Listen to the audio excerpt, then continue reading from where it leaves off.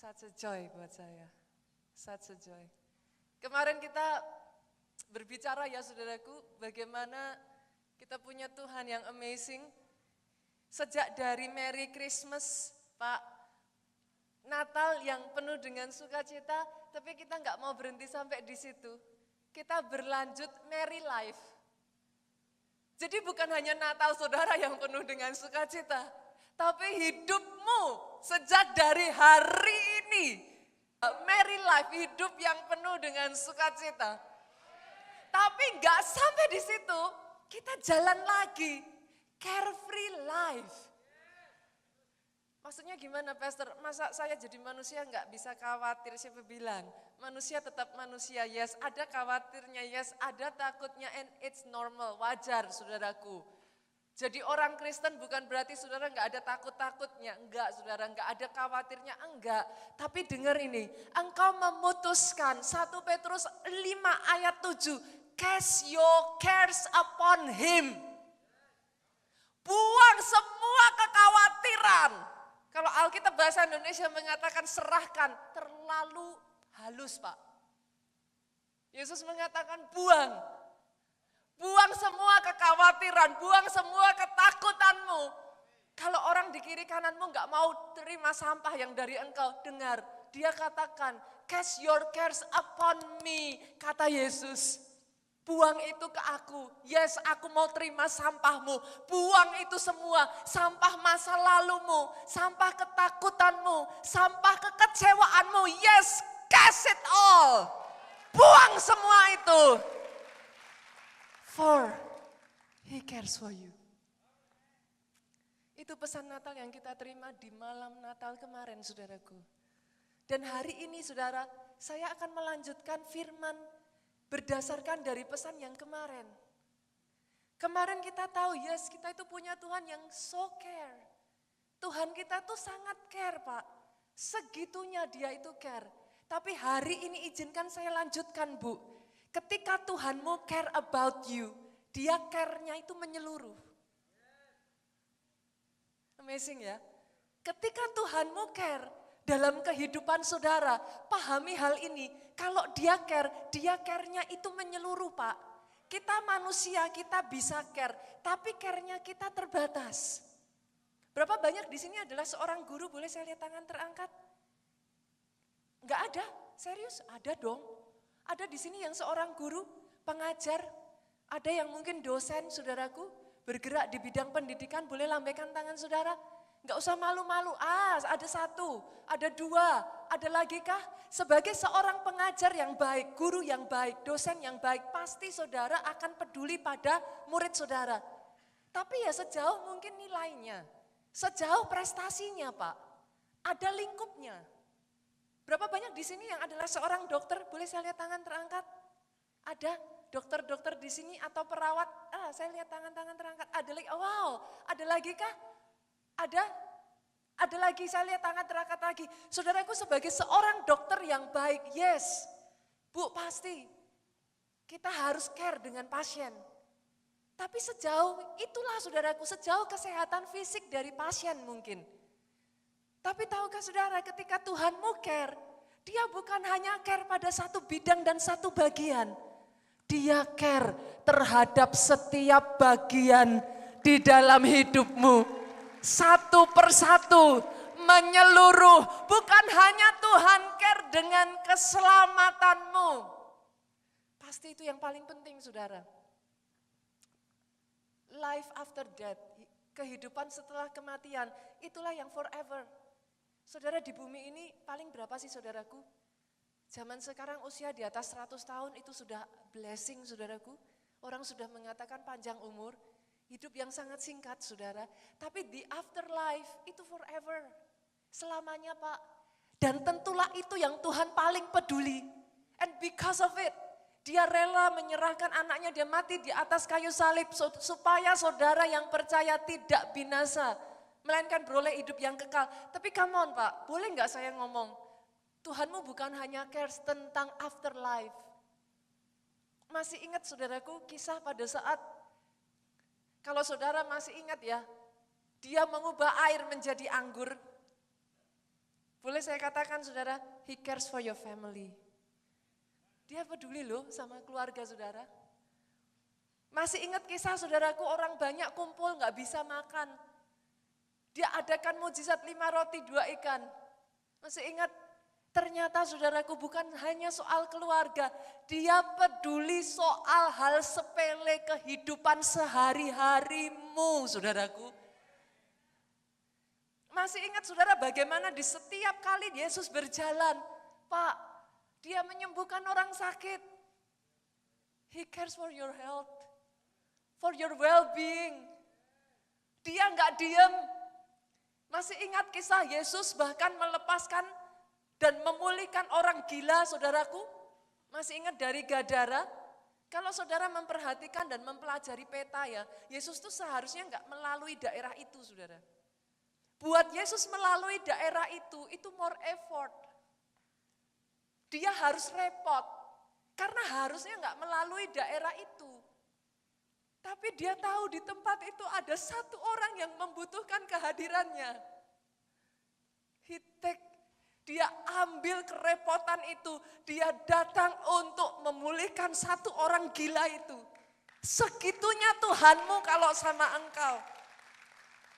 Kalau dia pedulinya menyeluruh, saudara. Bahkan di dalam Roma pasal yang ke-8, yuk saya ajak ya. Jogja boleh enggak saya minta tolong? Boleh enggak? Saya tuh kadang gemes saudara. Kebetulan saya juga di multimedia, saya tuh gemes. Boleh enggak sih cuman dimunculin ayatnya aja, saya nakal gitu saudaraku. Supaya apa? Buka Alkitabmu. Nanti lama-lama enggak ngerti loh Alkitabnya. Saudara enggak tahu loh Roma itu di mana. Apalagi sebagian dari saudara yang Alkitabnya tuh atas dasar alfabet gitu. Amosnya di depan gitu. Apa kitab pertama di dalam Alkitab? Amos, Pastor. Lah, pendetanya kan malu, saudaraku. Saudara mengerti yang saya maksudkan? Boleh. Sekalipun ini di sini dimunculkan, saudaraku, buka Alkitab saudara masing-masing. Dan janji, pinky promise. Cuman Alkitab yang dibuka. Jangan lanjut balasi Merry Christmas. Saya lagi di gereja. Selamat Natal. Jangan. Dengar khotbah dulu. Selfie nanti. Boleh. Tapi dengar khotbah dulu, terima yang terbaik di hari Natal ini terlebih dulu. Remanya terlebih dulu. Amin. Roma 8 ayatnya yang ke-31 sampai 32 mengatakan seperti ini. Sebab itu apakah yang akan kita katakan tentang semuanya itu? Jika Allah ada di pihak kita, siapa yang akan melawan kita? Ayat ini enggak berhenti sampai di sini. Orang Kristen suka pakai ayat yang ini, tapi lupa ayat berikutnya. Ayat berikutnya ngomong begini saudara. Iya. Saya kalau baca ini ya. Yang tidak menyayangkan anaknya sendiri. Tetapi yang menyerahkannya bagi kita semua. Bagaimanakah mungkin ia tidak mengaruniakan segala sesuatu kepada kita bersama dengan dia? What's your point, Pastor? I'm about to make my point, saudara. Sama-sama saudara tahu bahwa Jesus cares. Seberapa pemahamanmu tentang kepedulian Tuhan yang menyeluruh akan menentukan seberapa yang kau dapatkan, seberapa yang kau terima, seberapa yang kau alami terjadi atas hidupmu. If you know the truth shall set you free. Banyak orang Kristen berpikir, yes Pastor, saya terima Yesus, saya dapat keselamatan. Dan karena itu, engkau reach out. Imanmu nyampe. Asal aku percaya, aku tidak akan binasa. Melainkan beroleh hidup yang kekal. Yes, itu jadi atas hidupmu. Tapi can you imagine kalau saudara juga tahu, He cares about your family. Itu sebabnya 1 jiwa diselamatkan. Ada janjinya yang berkata, seisi rumahnya juga diselamatkan. Just if. Saudara tahu hal itu. Maka saudara tidak akan berkata, enggak mungkin kayaknya suamiku terlalu sukar, enggak mungkin kayaknya istriku terlalu keras, enggak mungkin kayaknya anakku sudah terlalu jauh. Kalau saudara terima itu, saudara akan fight.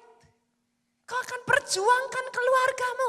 Dan yes, itu jadi atas keluargamu. Hari ini kalau saudara datang di tempat ini, kemarin saya jumpa satu orang saudaraku. Dia datang kepada saya, dia minta saya doakan. Dia enggak minta yang lain. Dia hanya katakan kepada saya, Pastor, doakan. Saya masih sendiri di keluarga saya yang merayakan Natal. Doakan tahun depan saya bisa mengajak suami dan anak-anak saya ikut merayakan Natal. Oh, saya tuh kalau dengar doa yang seperti itu hati saya kena, saudaraku. Tapi bagaimana kalau saudara tidak mengerti hal itu? Sehingga sama seperti orang tadi. Dia harus mencukup-cukupkan. Dia harus puas dengan hanya breakfast. Dia nggak dapatkan lunch, dia nggak dapatkan dinner. Padahal semua itu diberikan Tuhan untuk saudara. Ketika dia peduli kepada saudara, dia peduli ke semua menyeluruh bagian area hidupmu. Hari ini saya berdoa saudaraku, kalau anaknya saja dia tidak sayangkan,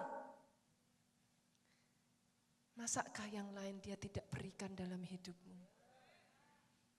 Dengan satu understanding ini saudara, reach out to him.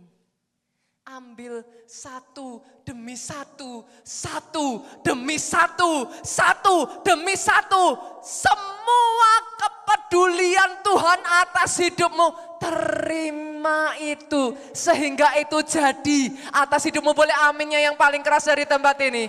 Oh, kalau mau tepuk tangan Jogja, tepuk tangannya Star bisa lebih keras lagi daripada ini.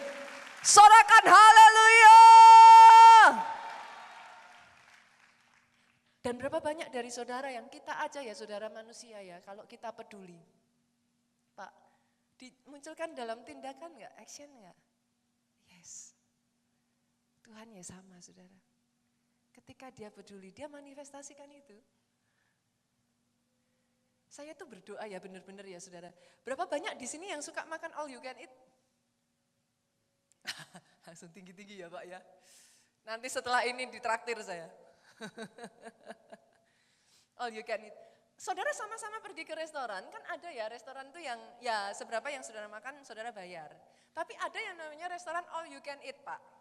Dan please ketika saudara masuk ke restoran all you can eat, kalau saudara tidak tahu itu restoran all you can eat, maka saudara hanya akan icip.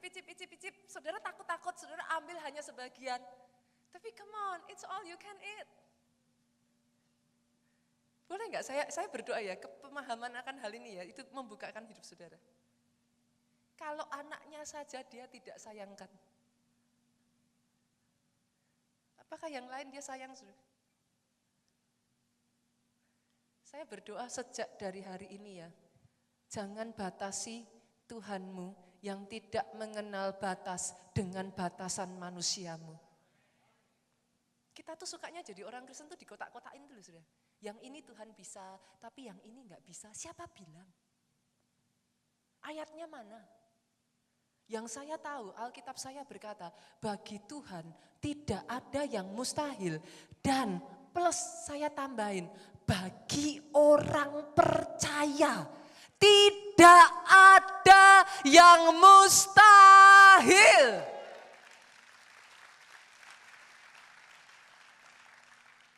Hari ini saudaraku, saya akan membagikan kepada saudara 4 manifestasi. Nanti jangan disalah mengerti ya, nanti saudara batasi lagi, oh berarti Tuhan manifestasikan kepedulian hanya sejauh itu, enggak. Nanti kalau saya bacakan semua, kita enggak pulang hari ini saudaraku. Jadi bersyukurlah saya hanya kasih saudara 4 poin. Bukan karena apa-apa, waktunya saudara enggak cukup. Tapi 4 manifestasi dari kepedulian Tuhan saudara. Yang pertama, saya bagikan because he cares, ketika Tuhan peduli kepada saudara, dia itu memeliharakan saudara. Dia memelihara kita. Yes, dia memelihara kita. Dan ada dua macam pemeliharaan Tuhan. Dia memelihara kita secara sempurna.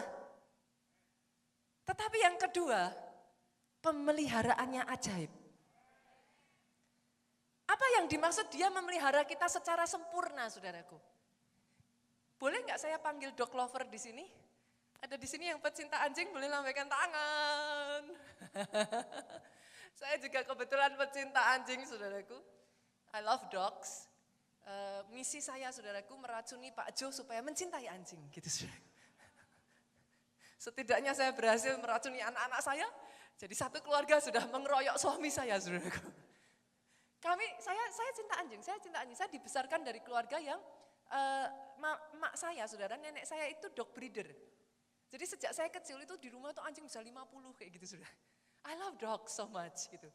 Nah, my husband, suami saya kebalikannya, dia love gadget so much. Dia suka anjing yang di dalam gadget. Dia katakan, saudara, katanya, bedanya apa? Yang ini tidak pup sembarangan. Yang ini bisa dikecilkan, dibesarkan suaranya kalau menggonggong. Ya itulah perbedaannya, saudara. I love dogs so much. Nah, sama-sama saudara adalah dog lover. Setiap orang itu caranya memelihara beda-beda. Ada yang suka, bukan gak suka, suka anjing. Tapi ya secukupnya lah. Ya saudara pastikan well-beingnya, dia makan, dia dikasih tempat tinggal cukup. But that's it gitu. Ada yang parah gitu.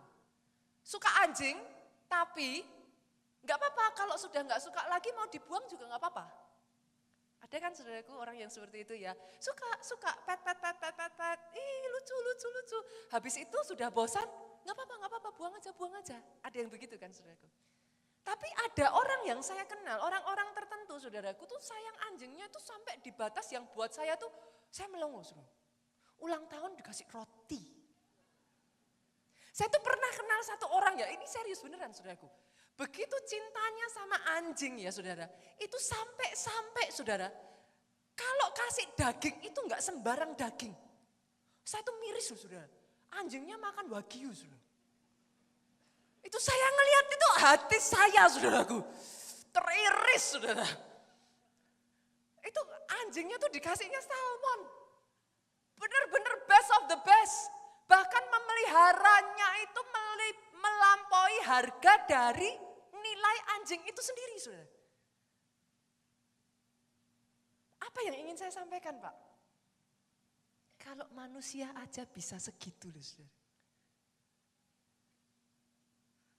Yet, saudara nggak rela mati kok untuk anjing saudara.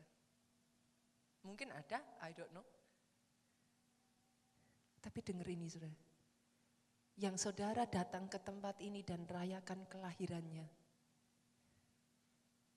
2000 tahun yang lalu, pribadi ini rela mati buat saudara. Manusia dengan semua keterbatasannya bisa segitunya. Tapi pemeliharaan Tuhan atas hidup saudara sempurna. Bahkan Alkitab itu berkata sehelai rambut jatuh pun engkau tahu. Saya diberkati dengan salah satu pelayan Tuhan kita di Jakarta, saudaraku. Dia terkena kanker. Saya jarang bertemu dengan orang yang dia terkena kanker, tapi dia justru malah dia menghiburkan saya. Bu Nita jangan takut, Bu Nita jangan khawatir. Saya dipelihara Tuhan. Itu saya nangis. Bu Nita gak usah mikirin, gak apa-apa, saya oke. Kalau Tuhan aja ngomong, sehelai rambut saya jatuh aja Tuhan tahu. Ini rambut saya sampai hilang semua, masa Tuhan gak notice saya? Itu saya nangis sudah. Dia harus semua setelah kemo rambutnya rontok sudah. Dia bilang, satu rambut saya aja rontok Tuhan tahu kok. Saya udah habis loh rambut saya. Tuhan pasti tahu. Jadi Bu Nita nggak perlu khawatir, itu yang dia katakan. Karena dia sadar pemeliharaan Tuhan sempurna atas hidup saudara. Hari ini boleh nggak saudara reach out to it. Ambil itu. Jangan biarkan begitu saja. Masih ingat kisah ketika dia mengubah air jadi anggur saudara, come on. Dia nggak hanya sekedar kasih anggur sembarangan. Pencicip anggur sampai berkata, kenapa kamu berikan anggur yang terbaik di akhir acara? Ketika dia peduli dengan saudara, dia peliharakan saudara selalu. Caranya bukan berarti caramu, jalannya mungkin saudara tidak paham. Tetapi selalu best of the best, itu yang dia kerjakan. Dia lakukan atas hidupmu. Dan yang kedua saudara, pemeliharaannya itu ajaib. Ajaib. Saya bukakan ayatnya ya, kita lihat apa yang terjadi di malam Natal. Yuk, Matius pasalnya yang kedua, ayat 11, kita jam ke ayat 13 sampai 15. Boleh bantu saya baca Bapak Ibu? Boleh ya? Boleh ya? Oke, saya baca ayat 11, 13 saudara baca, 14 saya baca, 15 kita baca bersama. Maka masuklah mereka ke dalam rumah itu dan melihat anak itu bersama Maria, ibunya, lalu sujud menyembah dia. Ini orang Majus saudara. Mereka pun membuka tempat harta bendanya dan mempersembahkan persembahan kepadanya, yaitu emas, kemenyan, dan mur. Saudara harus tahu, di tiap zaman itu yang berharganya itu beda-beda. Seperti kemarin ya, saya bilang ya, anak saya bahasa gaulnya lol. Saya chat panjang-panjang, cuman dijawab 3 huruf. Jangankan 3 kata loh saudara, 3 huruf. IDK. Yang anak muda tahu dong apa artinya? I don't know katanya saudara. IDK itu singkatan dari I don't know. Saudara. Jadi ada bahasa yang berbeda-beda. Zaman itu saudaraku yang emas, kemenyan, dan mur itu produk yang very expensive saudara. Saudara jangan berpikir orang Majus dari timur ini orang biasa loh. Mereka tuh kayak raja-rajanya, mereka tuh orang-orang kaya saudaraku. Dan saat itu mereka jumpa dengan Maria dan Yusuf, dia mempersembahkan emas, kemenyan, dan mur. Tapi coba lihat ayat 13 saudara, apa yang terjadi? Setelah orang Majus itu berangkat, nampaklah malaikat Tuhan kepada Yusuf dalam mimpi dan berkata, bangunlah, ambillah anak itu serta ibunya, larilah ke Mesir, tinggallah di sana sampai aku berfirman kepadamu, karena Herodes akan mencari anak itu untuk dibunuh. Maka Yusuf bangun mengambil anak itu, ia serta ibunya malam itu juga menyingkir ke Mesir dan tinggal di sana hingga Herodes mati. Hal itu terjadi supaya genaplah firman yang difirmankan Tuhan oleh Nabi, dari Mesir kupanggil anakku. Sudah dengar ini? Pelarian seperti itu butuh dana enggak saudara? Butuh uang enggak? Sampai waktu yang lama loh saudara, Herodes mati itu enggak cuma sehari berikutnya Herodes mati saudaraku, bertahun-tahun. Bukankah pemeliharaannya ajaib? He knows your end from your beginning. Saya ulang ya. Saya berdoa ketika saudara menyadari this kind of God yang knows your end from your beginning, you can live a carefree life. Bahkan sebelum saudara tahu seperti apa endingnya, dia sudah tahu itu sejak dari awal. He is omniscient. Pemahaman itu nanti kapan-kapan ya saudara kita bahas hal-hal seperti itu, sangat amazing buat saya gitu. Itu akan membuat saudara bisa memahami dan menyadari how big is your God gitu. How amazing he is gitu. Dia sudah tahu mereka harus melarikan diri, itu sebabnya dia panggil orang Majus untuk menyediakan buat mereka. Berapa waktu yang lalu saudaraku, saya tuh selalu dalam hidup saya ya saudara, saya tuh takjub dengan pemeliharaan Tuhan. Kalau ditanya, pastor gimana pastor kok bisa percaya? Kenapa pastor segitunya percaya sama Tuhan? Kenapa pastor enggak ini? Sebenarnya bukan segitunya percaya ya saudara. Pengenalan akan Bapak saudara itu membuat saudara percaya. Di sini ada suami istri, ada Pak Polo dengan istri. Istrinya percaya sama suaminya enggak? Percaya kenapa? Karena sudah kenal suami saya orangnya begitu. Saudara mengerti yang saya maksudkan? Kalau engkau kenal siapa Bapakmu yang di surga, you can live a carefree life. It is based on your, saudaraku, relationship, pengenalanmu gitu saudara. Satu waktu saudaraku, kemarin saya baru aja saudara, untuk saya bisa ke Roma, saya lanjutin ceritanya ya saudaraku ya, oleh-oleh dari Nigeria ya saudara, kan berlanjut. Untuk saya bisa ceritanya kami mau ke Roma Vatikan saudaraku, tetapi kami tuh harus masuk melalui Jerman karena berkaitan dengan soal visa. Kemarin saudara yang datang saudara tahu ceritanya, yang nggak datang boleh kepoin saudaraku, dengar firman-Nya saudara. Amin. Jadi saya harus melalui Frankfurt, Jerman saudaraku, untuk saya pergi ke Roma. Nah dari Frankfurt itu saudaraku, saya mau ke Roma, kita naik pesawat. Saya itu sudah, Pak Obaja dan Pak Jo itu adalah tipe orang yang selalu suka bukan on time ya, bahkan sebelumnya gitu. Saya tipe orang yang lebih suka terlambat gitu saudaraku, mepet kayak gitu. Nah karena suami saya itu nggak mau mepet-mepet, kita itu udah dijadwal penerbangan luar negeri biasanya kan 2 jam udah cukup saudara, nyampe di tempat ya 2 jam. Suami saya maunya 4 jam sebelumnya. Karena kami masih harus urus tax refund, apa segala macam dan lain sebagainya saudaraku. Jadi Pak Jo maunya oke, kita 4 hours before udah mesti sampai di bandara. Dan kami lakukan itu saudara. Tanpa disadari saudaraku, ternyata antriannya itu panjang sekali. 1 jam sebelum berangkat pesawat itu kami masih ngantri di check in. Kami berusaha untuk ini gimana kopernya. Yang kami nggak tahu di Jerman itu saudara, masukin koper udah nggak harus dicekin ininya. Udah ada tempat khusus kayak semacam robot, tinggal koper itu dimasukin saudara. Sudah keluar juga tagnya dan lain sebagainya, tapi kami nggak ngerti. Akhirnya di jam 10 itu karena waktunya memang sudah nggak memungkinkan, kami tanya dan barulah akhirnya bisa masuk saudaraku.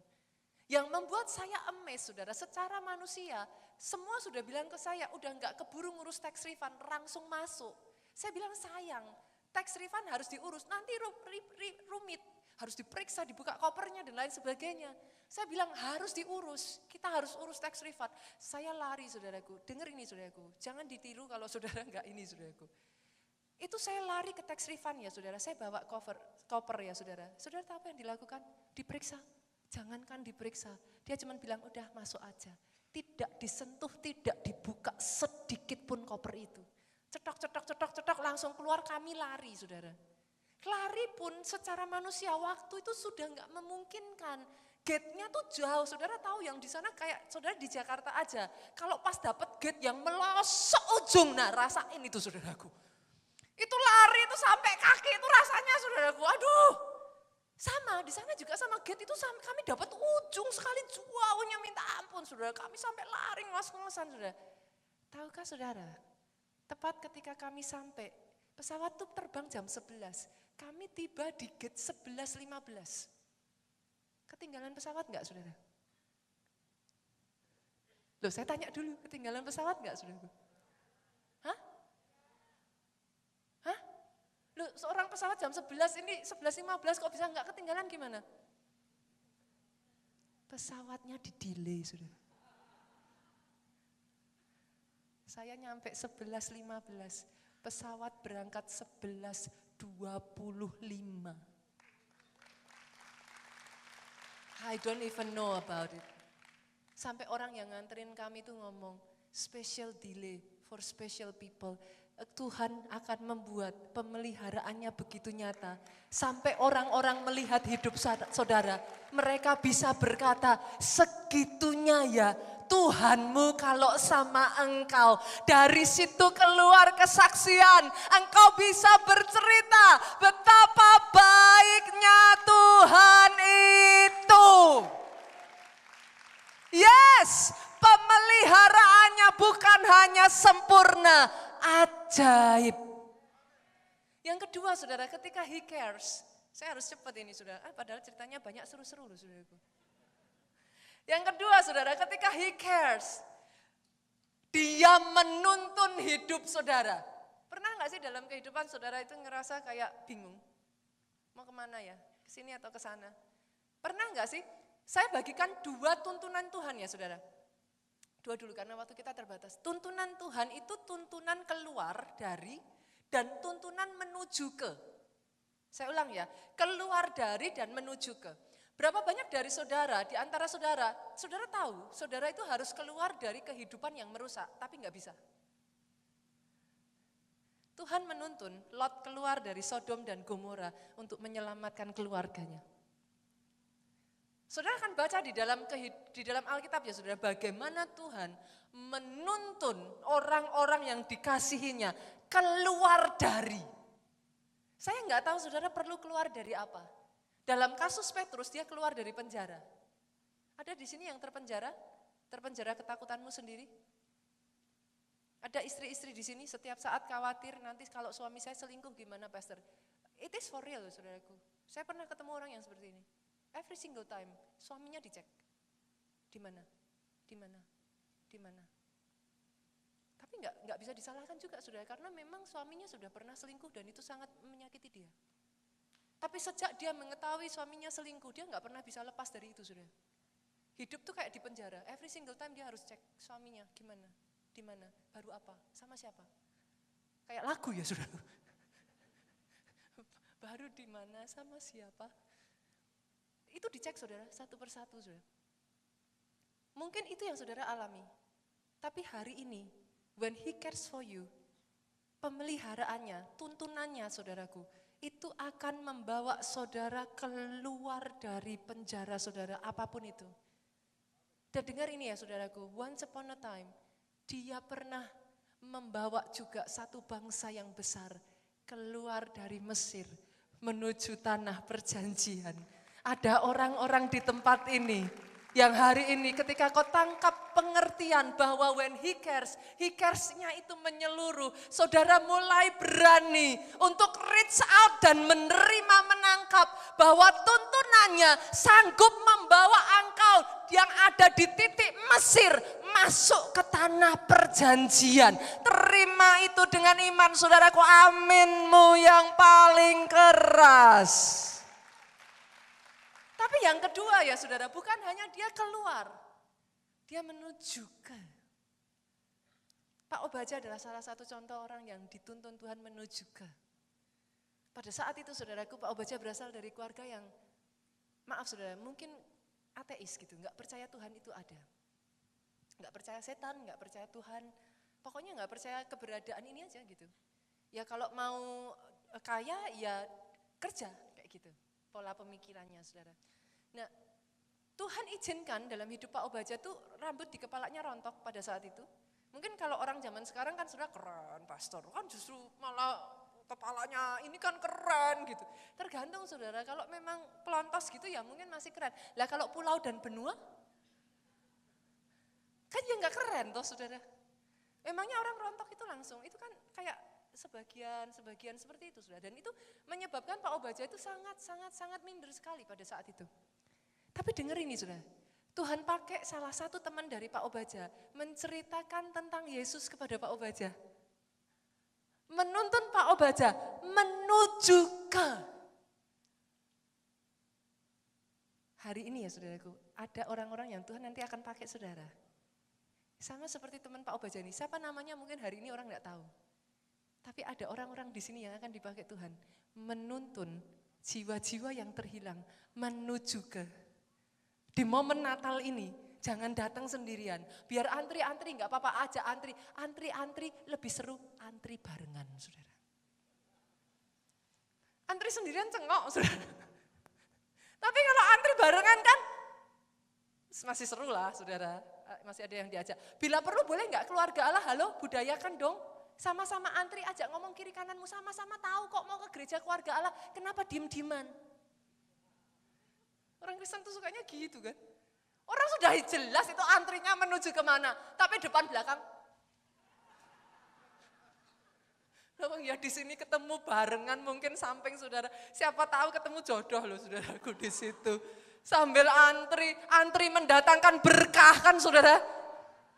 Makanya kalau antri gitu budayakan. Halo, keluarga Allah, nama gereja ini keluarga Allah loh Bapak Ibu. Come on, be family. Boleh ya? Boleh ya, be family. Biasakan. Nggak kenal juga SKSD nggak apa-apa kok, nggak ada ruginya. Yang mengerti aminnya yang paling keras? Amin ya. Tuhan akan pakai saudara menuntun orang-orang menuju ke akhirnya jumpa dengan Yesus. Akhirnya hidupnya diubahkan. Akhirnya hidupnya berguna dan jadi kemuliaan buat nama Tuhan. Yang ketiga, cepat aja saudara. Pemain musik boleh maju ke depan. Because he cares, saudaraku. Karena dia peduli kepada saudara, dia campur tangan atas hidupmu. Ini yang saya alami di anak saya Jen, saudara. Kalau Tuhan nggak campur tangan, anak saya itu sudah hilang, saudara. Karena dokter bilang harus datang hari Rabu, that's it, itu mau Imlek. Saudara pasti sudah pernah dengar ceritanya. Tapi hari Sabtu perasaan saya nggak enak. Pak Jo tuh ngomong ngapain, nanti dimarahin dokter loh. Saya bilang nggak apa-apa, lebih baik saya dimarahin dokter daripada saya apa sih, orang Solo bilang tuh gelo gitu, saudara. Apa? Bukan kecewa sebenarnya, daripada nyesel gitu. Kalau ternyata emang ini, nanti saya nyesel. Nah ternyata betul saudara, pada saat itu dokter sampai minta maaf sama saya, dia bilang, kalau kamu datangnya terlambat, 1 hari aja, bye-bye. Karena ada peristiwa langka saudara, jadi air ketuban saya itu bukan rembes, tapi disedot oleh, plasenta dari anak saya sendiri. Dokter berkata itu penyebab kematian, silent death dari bayi yang paling tidak ketahuan dan itu di akhir bayi mau lahir. Jadi kalau sampai itu terjadi nyeselnya itu kayak apa ya saudara, itu udah dikandung 9 bulan ya saudara. Tapi enggak ada begitu saja dan enggak tahu gitu. Itu penyebab kematian yang paling membuat orang tuh hancur hati di situ. Hari itu dokter itu sampai minta maaf sama saya dan dia berkata, kalau kamu datang hari Rabu, you will not gonna see your baby. Ada di sini yang saudara tidak sadari, tapi Tuhan mau ikut campur atas hidupmu.